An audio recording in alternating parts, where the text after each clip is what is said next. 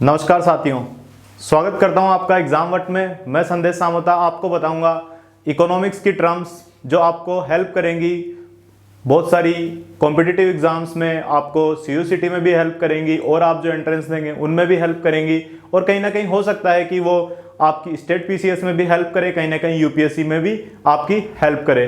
मैं बाइलिंगुअल बताऊंगा क्योंकि अब जो हिंदी मीडियम का स्टूडेंट है वह भी सफ़र करता था कहीं ना कहीं सेंट्रल यूनिवर्सिटीज़ में आने के लिए, और कहीं ना कहीं ये डायनेमिक सब्जेक्ट है जो कहीं ना कहीं उसे इंग्लिश में ही मिल पाती थी, जो कंटेंट्स हैं वो इंग्लिश में ही मिल पाता था। तो आज से ही हम बाइलिंगुअल बात करेंगे कि सबको जो टर्म्स हैं, इकोनॉमिकल जो टर्म्स है, इकोनॉमी की जो टर्म्स है वो समझ में आए, आसानी से समझ में आए, आसान शब्दों में समझ में आए, और बिल्कुल इजी एग्जांपल्स होंगे उसके, जिससे आपको समझने में पूरी हेल्प मिलेगी। तो स्टार्ट करते हैं। तो हम बात करें इकोनॉमी की, हम बात करें इकोनॉमिक्स की,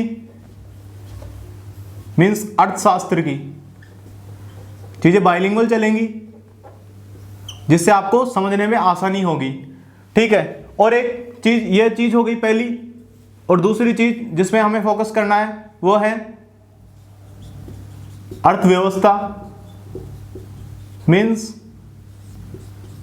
इकोनॉमी। अब आपको एक चीज समझाता हूं कि अर्थशास्त्र मतलब इसको दो चीजों में तोड़ लिया। इकोनॉमिक्स को हमने दो, मतलब वर्ड है अर्थशास्त्र है, इसको हमने तोड़ लिया। अर्थ मींस धन और शास्त्र मतलब सिद्धांत। तो अर्थशास्त्र के अंदर क्या है कि कुछ सिद्धांत लिखे होते हैं, कुछ रूल्स एंड रेगुलेशंस लिखे होते हैं जिन पर इकोनॉमी मतलब काम करती है। कि ये मान लो कुछ बुक्स हैं कि कुछ चीजें लिखी हुई है इसमें, और ये है उसका अप्लाइड पार्ट, ये उसका अप्लाइड पार्ट है। जैसे एक किताब में लिखा है कि बंदूक कैसे चलाई जाती है, क्यों चलाई जाती है। अब प्रैक्टिकल रूप में बंदूक जो चलाई जा रही है वह है इकोनॉमी, और जहां लिखा है कि बंदूक कैसे चलाई जाती है, बंदूक कैसे काम करती है, वह है अर्थशास्त्र। तो हम बात करेंगे अर्थव्यवस्था की, मतलब इकोनॉमी की। क्यों? क्योंकि बहुत सारी जो एग्जाम्स है, कॉम्पिटिटिव एग्जाम्स है, और भी बहुत सारी चीजें, उनमें यही आपके काम आने वाली है। अर्थशास्त्र की बात तो आप मतलब डीपली पढ़ना चाहेंगे तो हम आगे उसका डिस्कशन करेंगे। क्यों? क्योंकि हमें यहाँ छोटे छोटे टॉपिक्स लेके चलने हैं, क्योंकि यहाँ कवर होने में बड़ी दिक्कत होगी। तो इससे हम बात करेंगे इकोनॉमिक्स की। तो आप इकोनॉमिक्स है, उसमें क्या है, सिद्धांत है, बहुत सारे सिद्धांत लिखे होते हैं इकोनॉमिक्स में, और उसका अप्लाइड पार्ट है वो है क्या है, इकोनॉमी है। तो हम बात करें अब इकोनॉमी की, मतलब अर्थव्यवस्था की, अर्थव्यवस्था की। तो कुछ नागरिक हो जाएंगे, नागरिक मतलब सिटीजन्स, और रिसोर्सेज मतलब बहुत सारे संसाधन होते हैं, संसाधन के रूप होते हैं, संसाधन क्या होते हैं वो भी आपको बताएंगे, मतलब रिसोर्सेज क्या हैं। तो रिसोर्सेज हैं उनका आवंटन, मतलब उनका डिस्ट्रीब्यूशन। रिसोर्सेज का जो डिस्ट्रीब्यूशन है वो हमने किया किसको, सिटीजन्स को, नागरिकों को। और नागरिकों को डिस्ट्रीब्यूशन इस प्रकार किया कि नागरिकों का अधिकतम कल्याण हुआ। क्या हुआ? कल्याण।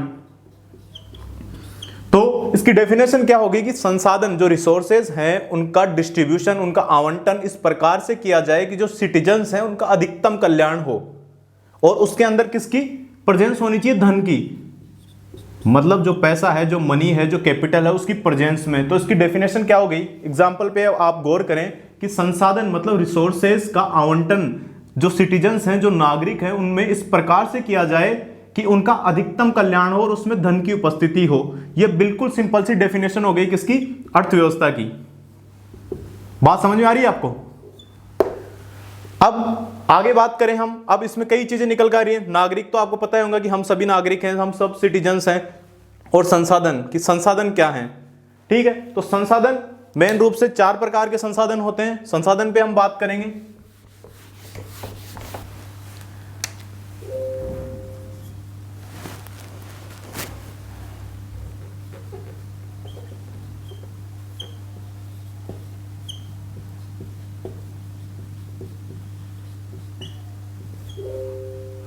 ये 4 टाइप के होंगे। अब हम बात करें, इसमें होगा भूमि, मीन्स लैंड आपकी, और दूसरा संसाधन है वो होगा श्रम, मतलब आपका लेबर। और जो तीसरा है वो होगा पूंजी, मीन्स आपकी कैपिटल। और जो चौथा है वो है उद्यमशीलता, मीन्स रिस्क।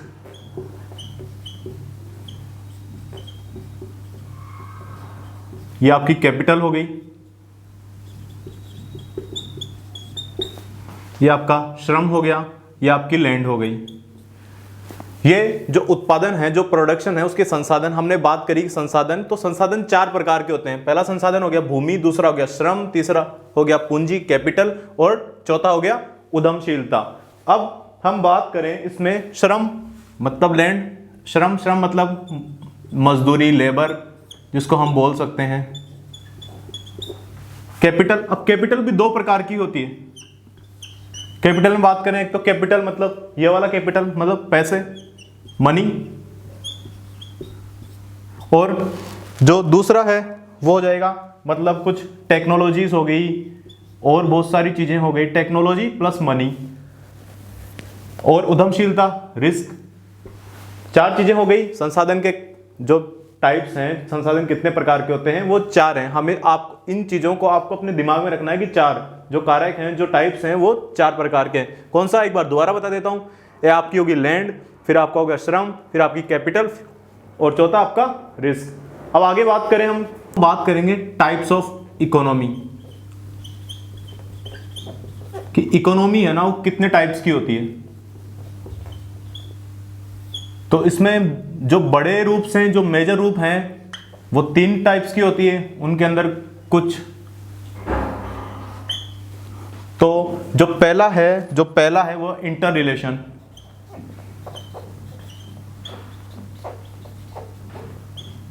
फर्स्ट जो इकोनॉमी है वो 4 टाइप्स की होती है।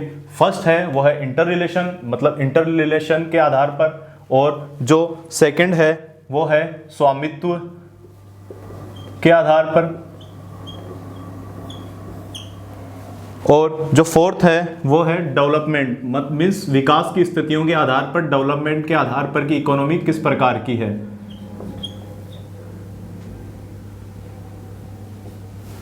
ठीक है, अब बात करें इंटर रिलेशन में। तो इंटर रिलेशन में मीन्स, इंटर रिलेशन में ये हो जाएगी 2 टाइप्स की। एक हो जाएगी ओपन और एक हो जाएगी क्लोज्ड। और स्वामित्व के आधार पर, मतलब कि जो इकोनॉमी रनिंग है, मतलब जो देश में इकोनॉमी काम कर रही है, उस पर जो स्वामित्व है, उसका मालिक कौन है, ओके, उसके आधार पर हो जाएगी। मतलब एक तो समाजवादी, दूसरी पूंजीवादी, और तीसरी मिश्रित, मीन्स मिक्स्ड इकोनॉमी। और विकास की स्थितियों पर बात करें हम, विकास की स्थितियों पर हम बात करें तो ये 3 प्रकार की होगी। एक बिल्कुल अल्प विकसित,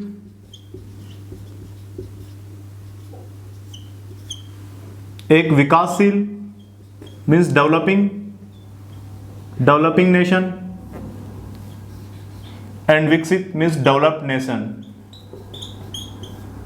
विकसित इकोनॉमी मतलब डेवलप्ड इकोनॉमी, और अल्प विकसित, विकासशील और विकसित इकोनॉमी। अब हम बात करेंगे, स्टार्ट करते हैं। आप समझ गए होंगे 3 टाइप्स की है। फर्स्ट टाइप है इंटर रिलेशन। इंटर रिलेशन में भी इसके 2 पार्ट्स हैं, ओपन इकोनॉमी, क्लोज इकोनॉमी। और जो सेकंड है वो स्वामित्व के आधार पर कि उसका मालिक कौन है इकोनॉमी का, या वहाँ मतलब कैसे किसके रूल चल रहे हैं, तो समाजवादी, पूंजीवादी और मिश्रित। और तीसरा है डेवलपमेंट के आधार पर, तो ये है अल्प विकसित, विकासशील, डेवलपिंग और विकसित डेवलप्ड इकोनॉमी। अब हम बात करेंगे किसकी, इंटर रिलेशन की। तो हम इंटर रिलेशन को लेते हैं और आगे वाले 2 उसके आगे समझेंगे। तो इंटर रिलेशन,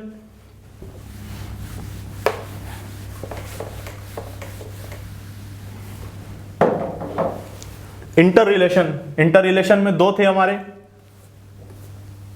एक ओपन और दूसरा क्लोज्ड।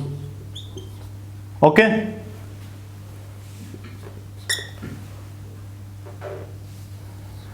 ओपन ओपन का मीन्स है कि वहां इंपोर्ट और एक्सपोर्ट, किसी भी नेशन में, किसी भी नेशन की इकोनॉमी है उसके अंदर इंपोर्ट और एक्सपोर्ट मीन्स आयात और निर्यात होता हो, वह ओपन इकोनॉमी है। जहां आयात होता हो मीन्स कोई बाहर से ले रहा है और बाहर वाले को दे रहा है, सही है। और यहां मतलब क्लोज में घर की घर में ही, घर की घर में ही देना, घर की घर में ही लेना, अंदर की अंदर ही काम हो जा रहा है, घर की घर में चीजें सलट जा रही है। कहने का मतलब एग्जाम्पल था कि इसका मतलब कि कहीं इंपोर्ट हो रहा है, एक्सपोर्ट हो रहा है, तो वो इकोनॉमी जो है, उस देश की जो इकोनॉमी है, उस कंट्री की इकोनॉमी है, वो ओपन इकोनॉमी होगी। और जो क्लोज इकोनॉमी है उसमें क्या होगा, ना तो देश के बाहर देना ना देश के बाहर लेना। समझ रहे हो आप। एग्जाम्पल से बात करें, दो परिवार हैं, एक परिवार में संबंध बन रहे हैं घर से बाहर, घर की मतलब जो गली मोहल्ले समाज है उसके बाहर भी संबंध बन रहे हैं, मतलब संबंध बना भी रहे हैं, कहीं बाहर संबंध बना लिया, कहीं अंदर संबंध बना लिया। एक परिवार, एक इंस्टीट्यूशन, एक परिवार ऐसा कि घर की घर में ही जुगाड़ हो गया, वहीं की वहीं उनका प्रोग्राम सेट हो गया, समझ रहे हो, तो वो हो जाएंगे क्लोज्ड।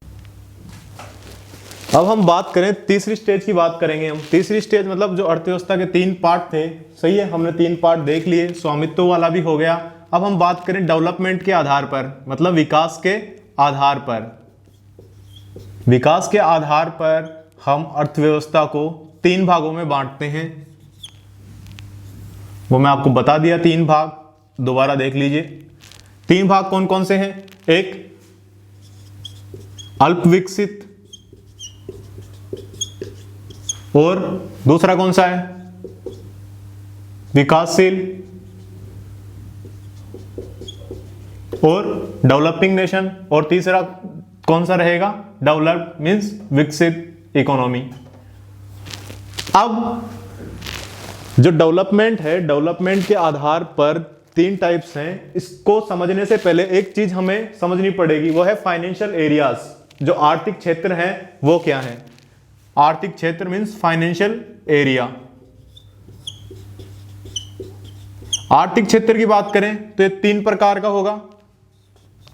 कौन सा, प्राथमिक, प्राइमरी सेक्टर, द्वितीयक और तृतीयक मीन्स टर्सरी, सेकेंडरी और टर्सरी। प्राथमिक सेक्टर है, जो प्राथमिक सेक्टर है उसमें क्या रहने वाला है अपना, कृषि। और अब एक एग्जांपल बताता हूं आपको, बड़ा शानदार एग्जांपल बताता हूं आपको जिसमें आपको मजा आएगा। मीन्स जो प्राथमिक सेक्टर है, जो प्राइमरी सेक्टर है, उसमें क्या रहेगी, कृषि। एक चीज करो, एक किसान है, मान लीजिए एक किसान है, किसान का नाम है मनदीप, ठीक है, गन्ना का किसान है, जो मनदीप है वो गन्ने का किसान है।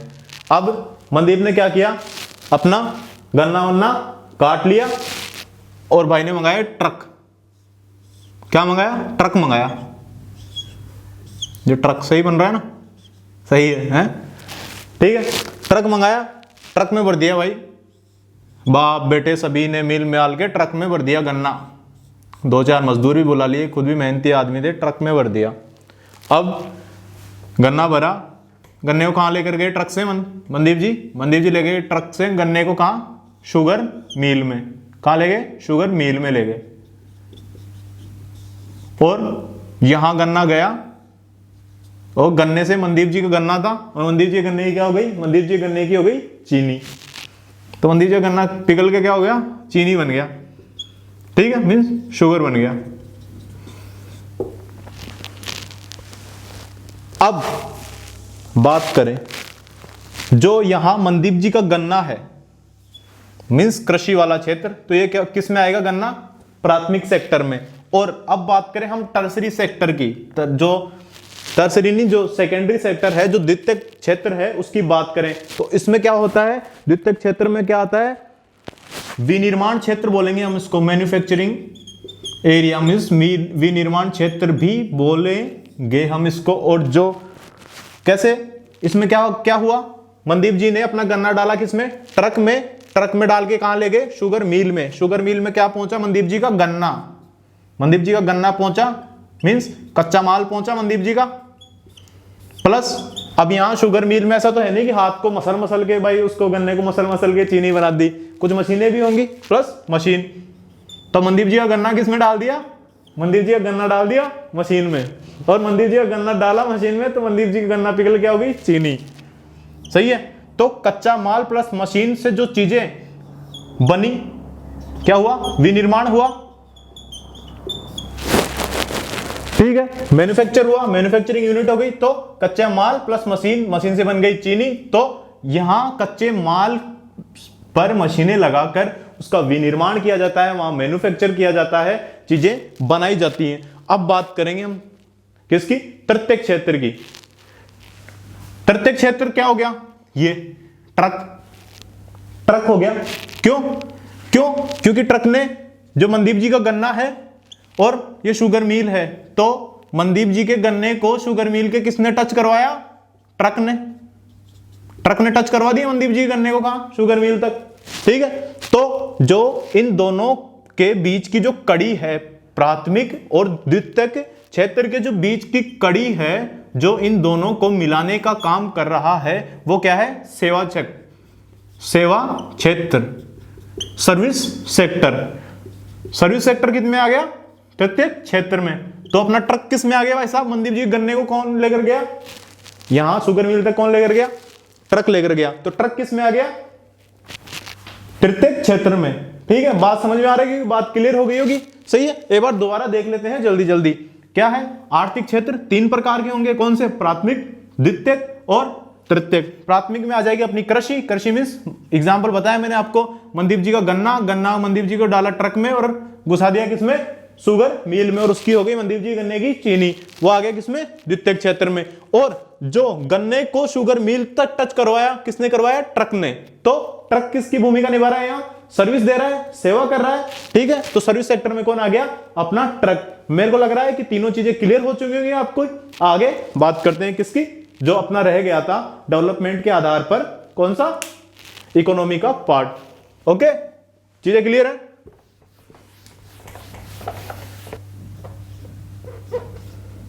ठीक है। विकास के आधार पर पहला हम देखेंगे कौन सा था, पहला अल्प विकसित, और दूसरा विकासशील मींस डेवलपिंग, और तीसरा था अपना विकसित। बात करें हम अल्प विकसित की बात करेंगे तो इसमें क्या है, जो संसाधन है, जो रिसोर्सेज हैं, उनका जो दोहन है वो किस में है, किस लेवल पे है, फर्स्ट लेवल पे है, मतलब बिल्कुल प्रारंभिक में, बस टक से छुआ है। मतलब जो संसाधनों का दोहन है, जो यूज है, वो टक से मतलब झट से छुआ है, मतलब बिल्कुल फर्स्ट स्टेज पे है। तो यहां जो दोहन है वो किस में है, प्रारंभिक स्टेज में है। ओके। बात करें दूसरी चीज की, तो दूसरी चीज की हम बात करें तो यहां क्या होगा, अगर प्रारंभिक अवस्था में है तो यहां जो पर कैपिटल इनकम है वो बिल्कुल कम होगी, बिल्कुल जो इंटरनेशनल मानक हैं उनसे बिल्कुल कम होगी। जो प्रति व्यक्ति आय है वो बिल्कुल ना के बराबर है या बिल्कुल कम है। अब आगे बात करें किसकी, तीसरा पॉइंट देखते हैं। तो इसमें तीसरा पॉइंट क्या रहेगा अपना, कि इसकी जो इकोनॉमी है उसमें जो रोल है, सबसे बड़ा रोल रहेगा किसका, कि उगाते हैं और खाते हैं। ठीक है। मींस जो प्राथमिक क्षेत्र है, जो प्राइमरी सेक्टर है, उसका रोल, अल्प विकसित देश हैं उनमें सबसे ज्यादा रोल किसका रहेगा इकोनॉमी में, प्राइमरी सेक्टर का, प्राथमिक क्षेत्र का। अगला पॉइंट हम क्लियर कर देते हैं आपको। तो अगला पॉइंट क्या रहेगा, यहां जो आधारभूत संरचना है, जो इंफ्रास्ट्रक्चर है, वो बिल्कुल ना के बराबर है। कुछ भी इंफ्रास्ट्रक्चर यहां डेवलप नहीं हुआ है। मींस आधारभूत जो संरचना है वो बिल्कुल खत्म है, बिल्कुल ना के बराबर है। सही है। और गरीबी और बेरोजगारी, मतलब दाद, खाज, खुजली, डेंगू, मलेरिया, हैजा, खांसी जो भी है वो सब कुछ यहां मिलेगा। गरीबी, बेरोजगारी सब कुछ अल्प विकसित देशों में देखने को मिलेगी। मींस गरीबी है, बेरोजगारी है। अब ये मत बोलना भाई साहब की बेरोजगारी तो अपने इंडिया में भी है, उस पर भी हम बात करेंगे। बेरोजगारी है यहाँ बहुत ज्यादा है, पर गरीबी बिल्कुल उच्च लेवल पर है और बेरोजगारी बिल्कुल उच्च सीमा पर है। ठीक है। अब और जो औद्योगिकरण है, इंडस्ट्रियां हैं वो बिल्कुल लगी नहीं है। अगर लग जाती तो जो है गन्ना है उसकी चीनी नहीं बन जाती।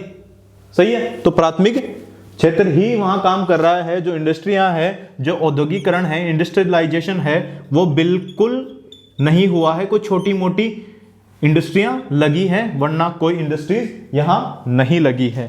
तो मेरे हिसाब से बात समझ में आ गई होगी आपको अल्प विकसित वाली, कि यहां जो दोहन है, जो यूज है, जो संसाधनों का बिल्कुल टक से बिल्कुल छुआ है, बिल्कुल प्रारंभिक स्टेज में है। और जो पर कैपिटल इनकम है अल्प विकसित देशों में बिल्कुल ना के बराबर है, जो इंटरनेशनल मानक है उनसे बिल्कुल कम है। और यहां पर जो इकोनॉमी में मेजर रोल निभा रहा है वो कौन सा एरिया निभा रहा है? फाइनेंशियल एरिया, प्राथमिक क्षेत्र वाला। और यहाँ आधारभूत संरचना मतलब इंफ्रास्ट्रक्चर बिल्कुल जीरो है। अल्प विकसित देशों में इंफ्रास्ट्रक्चर बिल्कुल ना के बराबर है। और गरीबी, बेरोजगारी अपनी चरम पर है। खाज, खुजली, जो डेंगू, मलेरिया सब कुछ है वो यहाँ पर हावी है। और औद्योगिकरण मतलब फैक्ट्रियां तो लगी नहीं है, फैक्ट्रियां लग जाती तो क्या हो जाता? गन्ने की चीनी हो जाती। अब आगे बात करें हम किसकी? विकासशील की। अब बात करें विकासशील की, तो विकासशील में जो संसाधन हैं, जो रिसोर्सेज हैं, उनका दोहन तो प्रारंभ हो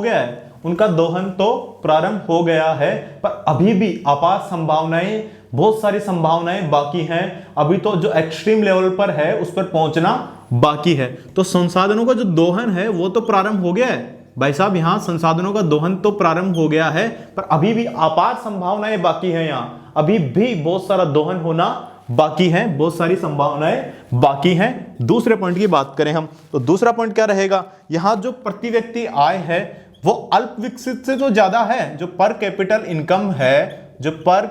इनकम है वह अल्प विकसित देशों से तो ज्यादा है, पर जो इंटरनेशनल मानक है अभी भी उनको क्रॉस नहीं कर पा रही है। समझ में आई बात? अब अगले पॉइंट की बात करते हैं हम। अगला पॉइंट क्या रहेगा अपना? अगला पॉइंट रहने वाला है कि जो आधुनिक तकनीक है उसका अभाव है। ठीक है, आधुनिक तकनीक का अभाव है। और जो आधारभूत संरचना है वह भी कहीं ना कहीं सुदृढ़ नहीं है, कहीं ना कहीं सुटेबल नहीं है। जो आधारभूत संरचना है ना, उसमें भी और चेंजेस होने की जरूरत है। जो इंफ्रास्ट्रक्चर है उसमें और बदलाव होने की जरूरत है, और चेंजेस, उसको और सुदृढ़ बनाने की जरूरत है। सही है, बात समझ में आ रही है कहीं ना कहीं? अब हम बात करें और जो औद्योगिकरण है, जो इंडस्ट्रियां लग चुकी है, ऐसा नहीं कि जो गन्ना है वो शुगर बनाने की मशीन है वहां तक पहुंच चुका है, पर अब उसमें नए नए चेंजेस लाने की जरूरत है, मशीन में बदलाव की जरूरत है। जो औद्योगिकरण है उसमें भी खूब सारी जो एक्सट्रीम लेवल पर है उसको पहुंचाने की जरूरत है। तो कहीं ना कहीं बात औद्योगिकरण में भी चेंजेस होने जरूरी हैं। औद्योगिकरण में भी अपार संभावनाएं हैं। कई फैक्ट्रियां हैं जो नहीं लगी है, कई फैक्ट्रियां हैं लगना बाकी है। तो कहीं ना कहीं आपको विकासशील बिल्कुल क्लियर हो गया होगा। अब बात करें हम किसकी? विकसित की। तो चलो हम बात करें हम विकसित की। तो जो संसाधन है उनका दोहन बिल्कुल एक्सट्रीम लेवल पर पहुंच चुका है। जो पर कैपिटल इनकम है वह भी बहुत ज्यादा हाई है। औद्योगिकरण है, जो इंडस्ट्रियलाइजेशन है, वह भी अपनी चरम सीमा पर है।